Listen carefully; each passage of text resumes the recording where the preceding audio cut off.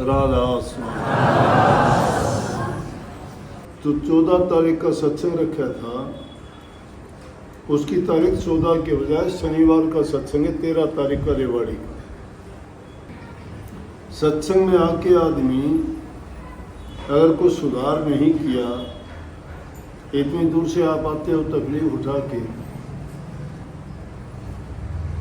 परेशानी भी होती है, किराया भी लगता है, और फिर आपको सत्संग ना मिले, आओ और चले गए।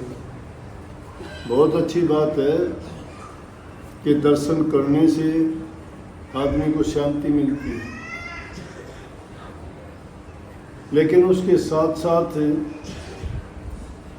मन में आने वाले विक्षेप, भ्रम, सत्संगियों को भी भ्रम पड़ते हैं, उनको भी भ्रम हो जाते हैं। कुछ दिन सत्संग में अगर नहीं जाता, इसलिए कबीर साहब जैसे संतों ने ये फरमाया कि सत्संग में बार बार जाओ, गुरु के दर्शन बार बार करो।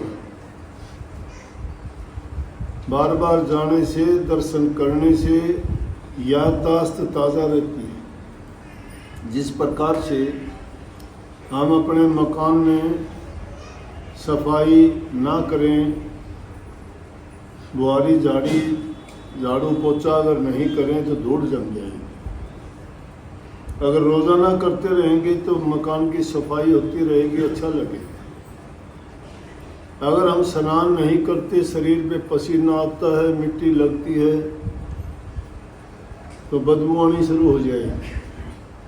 अगर उसको टाइम पर हम स्नान करते हैं, पानी से, साबुन से सफ़ा कर देते हैं, तो बुरा नहीं लगता, दुर्गंध नहीं आती। लेकिन ये बाहर की चीज़ें हैं, इनसे हम सीख सकते हैं। जब बाहर की सफाई करना इतनी ज़रूरी है, दांतों में मंजन करते हो, कपड़े रोज़ाना धोते हो, स्नान रोज़ाना करते हो, और भी अगर कोई ज़रूरत की चीज़ है तो वो भी आप उसके लिए रोज़ाना उसको भी पूरा करते हो, खाना रोज़ाना खाते हो। लेकिन ये कभी नहीं सोचते कि मन पर भी धूल जमती होगी, लेकिन वो धूल दिखाई देने वाली नहीं है। वो धूल जमने के भी 3 कारण हैं। किसी की ज़बान से सुनते हैं, कानों के द्वारा धूल जमती है, हमारे आँखों के देखने से भी चढ़ती है वो धूल, और विचारों के करने से भी। इन 3 ऐसे माध्यम हैं जो मन को मलिन करते हैं। उनमें और चीज़ें तो अपने आप जुड़ती चली जाती हैं। बाहर का संग बुरा होने से, बुरे लोगों की संगति करने से, खान पान सही ना होने से, या कोई अचानक घटना होने के कारण, या जब खाली दिमाग होगा तो हमारे विचार और सोच के कारण अनेकों प्रकार के विक्षेप हमारे मन में आ जाते हैं। लेकिन गुरु वो क्लिनिक है, वो औषधालय है, और वो औषध उनके वचन से फरमाई जाती है और हमारे कानों में डाली जाती है। वो मुंह के द्वारा नहीं, इंजेक्शन के द्वारा नहीं, बल्कि वचन के द्वारा इलाज किया जाता है। लेकिन उस वचन में भी जिस प्रकार से कोई वैद्य, हकीम, डॉक्टर आपका कोई इलाज करता है, उसके लिए परहेज भी बताता है आपको। उस दवाई का लेने का तरीका भी बताता है। अगर उसमें आप नियम का पालन नहीं करते और जिस ढंग से बताई जाती है उस ढंग से दवाई नहीं लेते हो, तो दवाई इलाज करने के बजाय हमें दिक्कत भी दे देती है। दिक्कत है उससे भी ज़्यादा बढ़ा देती है।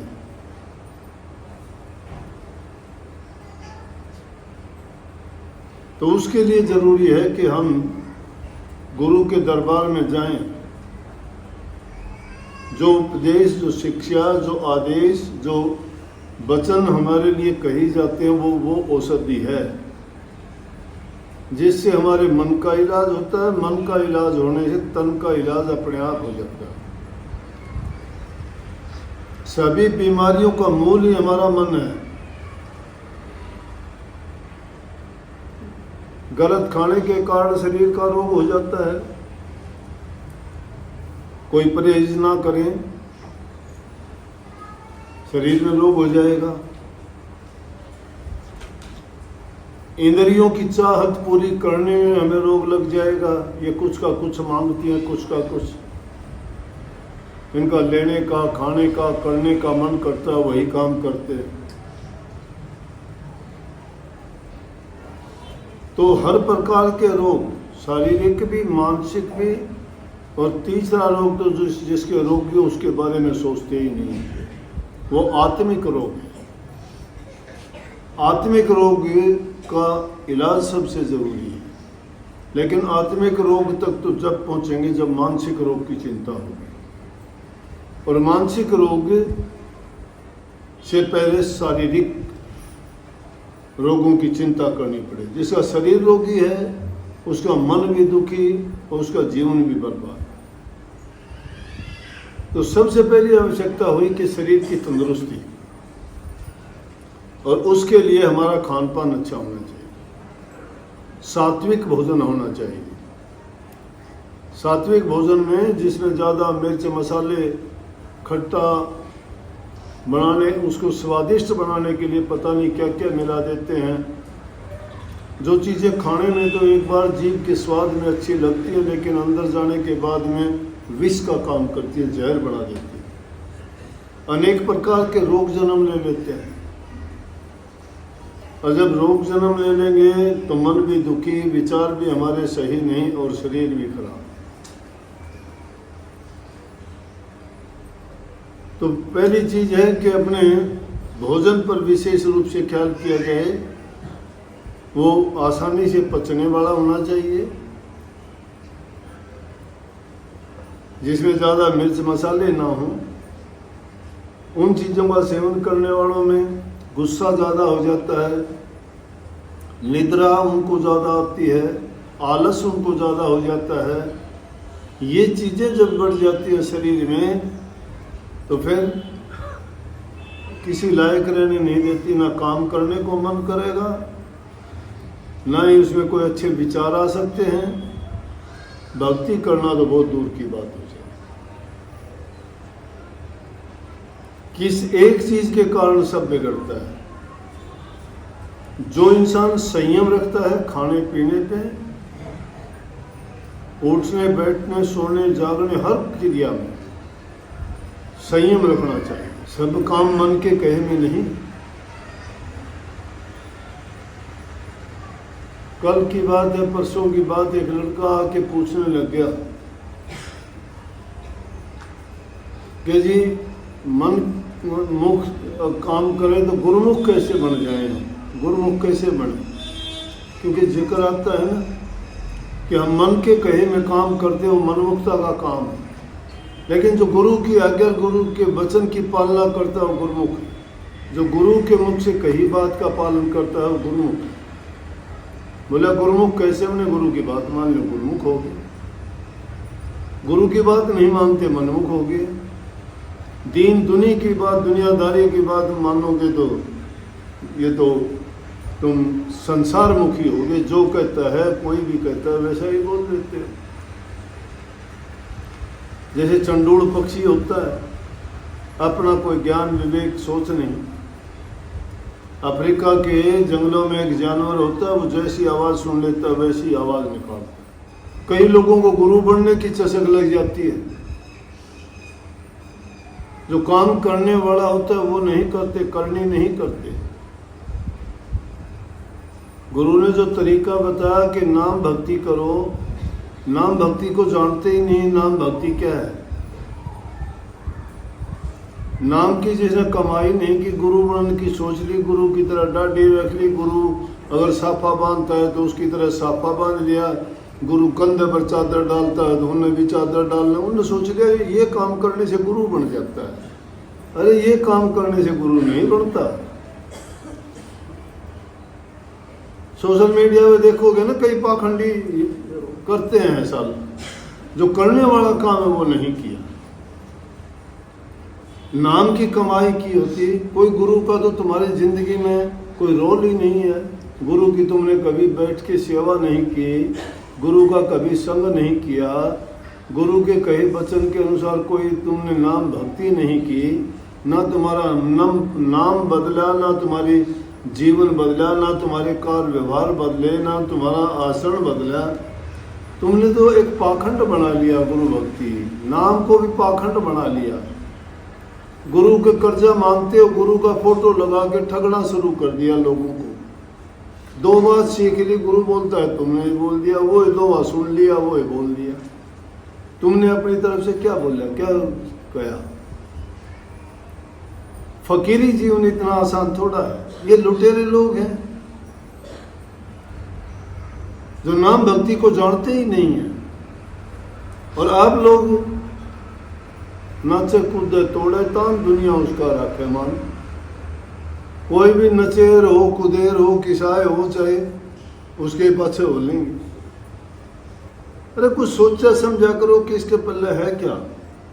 तुम तो कपड़ा देखते हो, वे भी मोर देखते हो, ये भाई किसी कंपनी की मोर जाएगी, उनको लोकल बन रहा है।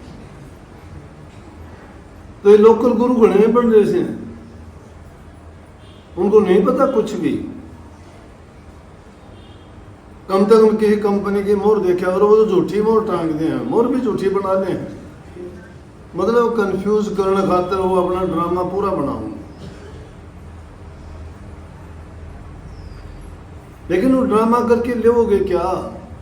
वो दिन याद है क्या? अंत होगा वो दिन याद है कि जब लेखा दोगे। सुन ली बात, किताब से पढ़ ली, दूसरों को क्या ज्ञान दे रहे हो तुम? क्या ज्ञान बांटते हो? वो कोई अभ्यास किया कभी? तुम्हारा चरित्र क्या है, तुम्हारा जीवन क्या है, तुमने किया क्या है, वो सोचो। सेवक बन जाओगे तो बहुत ऊंची बात है, गुरु बन के क्या लोगे तुम? हाँ, दुकान चलानी है तो चला लो, चल जाएगी, मिल जाएगी रोजी रोटी। क्योंकि कलयुग है, कलयुग में झूठ कपट करने वालों का भी चल जाता है काम।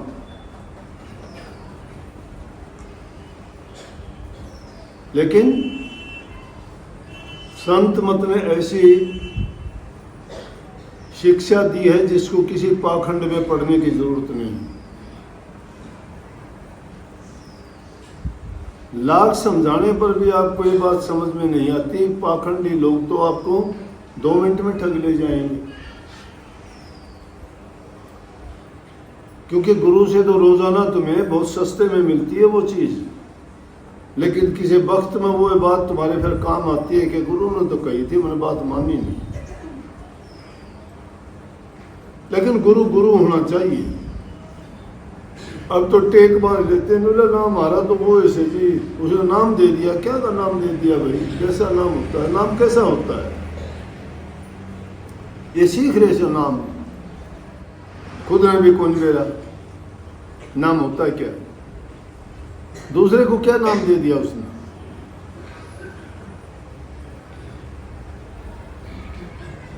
पर कुएं में भांग पड़ रही से जो पीवे से वो पागल हो जाए, किसको समझाओ, किसको बताओ?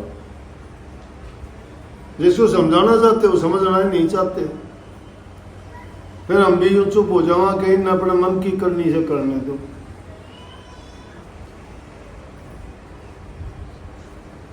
जिस इंसान को अपना कल्याण करना है, जिसको अपना सुधार करना है, वो उन वचनों को मान के दिखाओ, देखोगे।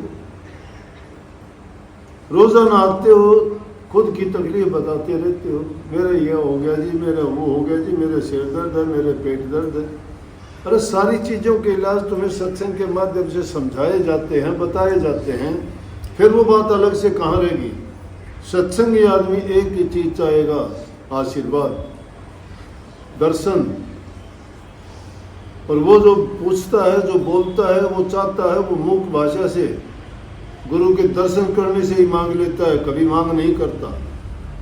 जो मांग करता है वो निपट संसारी है, अनाड़ी है, अज्ञानी है, उसको समझ ही नहीं है, फिर तो गुरु को गुरु नहीं मानता है। गुरु को जब गुरु मान लिया है तो उसको मानने से कहने की जरूरत नहीं है, अरदास मन से करो। एक जगह बैठे लाखों मील बैठे हुए टेलीफोन से बात कर सकते हो, तो क्या गुरु के मन से मन की बात नहीं कर सकते तुम? मशीन में तो नकली बैटरी डलती है, तुम्हारे तो परमात्मा की डालोड़ी बैटरी से है, उनके भी वो बैटरी डली हुई है।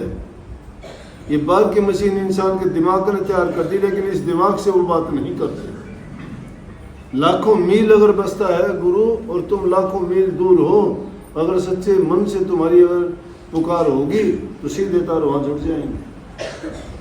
अगर ऐसा नहीं होता है और तुम्हें रोजाना आके ही पूछना पड़ता है तो तुम्हारी भक्ति कच्ची है, फिर तुम्हें इतबार विश्वास नहीं है। इसका मतलब मैं ये नहीं कहना चाहता मत आओ, जरूर आओ, आओ, लेकिन आओ तो उस लाभ के लिए आओ।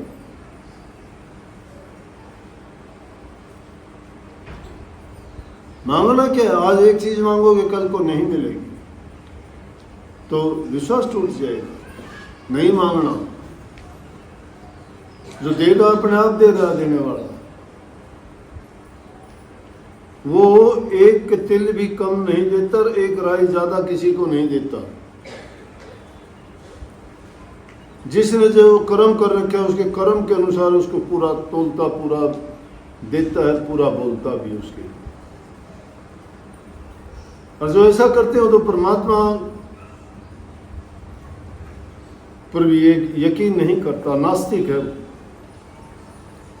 उसकी व्यवस्था पे शक करता है। उसने किस प्रकार की रचना की है, उसने सबका इंतजाम कर रखा है। सोच के देखो, उसको दोष देना भी गलत है। किस चीज के लिए दोष देते हो? उसने जो किया है वो सही किया है। परमात्मा के किए हुए का तुम आकलन मूल्यांकन नहीं कर सकते, तुम्हारे किए हुए का मूल्यांकन वो करेगा। टीचर का मूल्यांकन विद्यार्थी नहीं कर सकता, विद्यार्थी के काम का मूल्यांकन अध्यापक करेगा। शिष्य अपना मूल्यांकन खुद नहीं कर सकता, उसका मूल्यांकन उसका गुरु करेगा। लेकिन तुम तो परमात्मा का भी मूल्यांकन खुद करते हो, गुरु और दूसरी चीज तो छोड़ दो, उसको भी अंक देने शुरू करते हो। उसके लिए परमात्मा ने बुरा किया, उसके लिए परमात्मा ने बड़ी दया करी। देखो मूल्यांकन कर दिया आपने, तो उसने जो किया उसने सही किया। तुम भला और बुरा करने वाले क्यों हो? इसलिए संतों ने उसके लिए एक ही लफ्ज गाया, उसकी रजा, उसकी मौज, उसका हुक्म एक ही चीज है। उसकी मौज में रहो, उसकी रजा में रहो। उसकी रजा का मतलब उसकी राजी जिस चीज में है, उसके हुक्म में रहो। जो उसका आज्ञा है उससे बाहर तुम जाके कुछ कर नहीं सकती, तो उसकी आज्ञा में रहो। अगर तुम जोर लगाओगे कर भी क्या सकते हो? नहीं कर सकते तो फिर मिथ्या है कुछ सोचना, कुछ कहना। इसलिए जो बात सुनते हो सत्संग में, कुछ नहीं करते तो कम से कम सुमन तो कर लिया करो। वो भी नहीं करते आप लोग। अगर वो नहीं करते, निंदा चुगली बुराइयों से बच जाया करो, उससे भी नहीं बचते। बहुत साधारण सी बात है, माँ बाप बूढ़े बुजुर्ग की इज्जत कदर किया करो, सेवा किया करो। भूखे गरीब की जो मदद कर सकते हो वो किया करो। जबान से किसी का दिल ना दुखाया करो, मीठे बोला करो। दूसरा जो करता है उसके भार को उठा के अपने सिर पर ना रखा करो। अगर उसको सुधार सकते हो तो सुधार के लिए कोशिश करो, नहीं सुधार सकते तो दूसरे के निंदा चुगली बुराई करके अपने दिमाग पर उसका वजन ना डालो। अपनी सोचो कि मैं क्या करता हूं, मैं कितना बुरा हूं, मैं कितना भला हूं। बुराई है तो बुराइयों को निकाल के बाहर फेंको। अगर अच्छे हो, सही हो, तो तुम्हें अपने आप पता लग जाएगा कि आपका मन नाम भक्ति में लगेगा। जिसका मन नाम भक्ति में नहीं लगता, उसको समझो काल का कर्जा उसके सिर पर बैठा है, उसके अंदर सुधार नहीं है, उसके क्रियाकलाप, उसके कार्य और उसका चलन खराब है, वो सत्संग के माफिक नहीं है। जो चीज भक्ति के अनुरूप नहीं है वो हमें कभी सुख नहीं दे सकती। भक्ति सिर्फ ये ना सोचना राम भक्ति, नाम भक्ति, गुरु भक्ति है। भक्ति जो भी काम करते भक्ति है। वो कोई भी काम करते हो बिना भक्ति के, बिना लगन के, बिना एकाग्रता के, बिना रुचि के अगर कोई काम करते हो, सफलता उसमें नहीं मिलती। रुचि करके, पूरा मन लगा के, पूरी तवज्जो के साथ जो काम करते हैं वो आपको पूरा फल देते हैं। सबको बहुत बहुत आशीर्वाद। राधा स्वामी।